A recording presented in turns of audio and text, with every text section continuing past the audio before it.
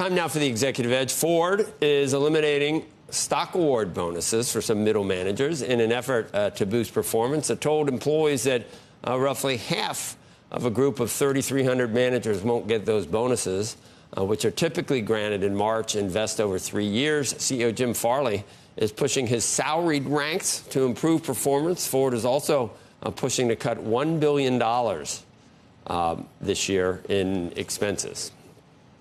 During a speech at the Council on Foreign Relations yesterday, Fed Vice Chair for Supervision Michael Barr speaking out about the opportunity and risks of artificial intelligence to the financial system and also to the broader economy. In an interview after the speech, I asked him how he thinks about the impact of AI on the labor force.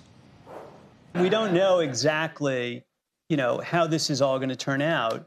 We have seen lots of episodes throughout history of technological innovation and people being concerned that the new technology was going to make everything that currently existed obsolete. And what we've seen most of the time in history is that the labor market adjusts, but it is a very painful adjustment. So the kinds of things that we need to be focused on are things like universal basic income, income supports, earned income tax credit, retraining measures, all those things. But it is likely that this technology is going to be very disruptive, and we don't know precisely in what ways. I think it's the right kind of question that we should be addressing now, because as I said, my view is that AI is kind of overhyped right now in the short term. I think people are expecting more from it last year, this year, next year, but I think probably underappreciated in the long term in terms of the kinds of changes. We also talked about the economy and the state of play as it is today. We made enormous progress on inflation. There's still a lot more we need to do, but the overall path of inflation has been on I would say, a bumpy but steady and I think sustained path towards 2%. The